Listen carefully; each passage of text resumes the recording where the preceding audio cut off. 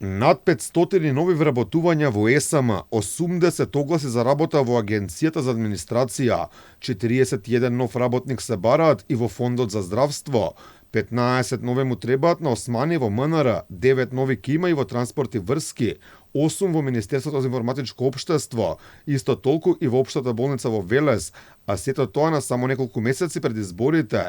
За многумина чудно, за премиерот немало ништо спорно, сега било декември, изборите биле во мај, па не можеме да зборуваме за предизборни вработувања. Ваква е логиката на Димитар Ковачевски за огласите за вработување на повеќе од 500 луѓе во ЕСМ за плати и до 1000 евра. Според него немало ништо спорно што само во македонските електрани ќе бидат вдомени најмалку 500 луѓе и тоа на нешто повеќе од 100 дена до изборите и еден месец пред формирањето на техничката влада. Ја не би кажал дека се предизборни вработувања, изборите се на 8 мај, а денеска сме декември. Така не знам тука што е предизборно.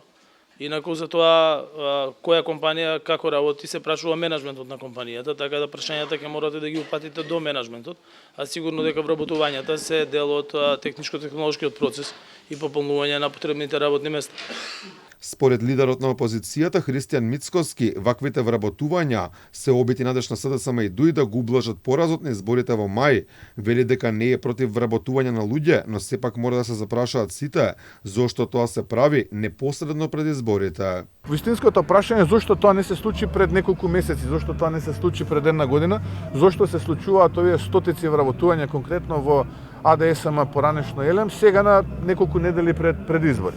Јасно е, мислат дека овие Зечевич, Маричич, Ковачевски, Ахмети, Груби, Османи, дека на тој начин ќе го намалат притисокот врз нивниот пораз и дека на тој начин ќе направат подобар резултат, но се лажат. Од ЕСМ пак се правдаат, им требале нови вработени, а во минативе години бил намален бројот на луѓе кои работеле во електраните на Македонија. Во АДСМ од почетокот на 2020 година до крајот на 2023 бројот на вработени се намалил за 1190, од кои над 76% биле со работни места во производствениот процес, а над 23% административни работни места. Според огласот во оваа компанија ќе може да аплицираат заинтересирани кои сакаат да работат како хигиеничари, електричари, инженери, хаусмајстори, возачи и курири. Платите за нововработените ќе бидат од 30 до 60 илјади денари.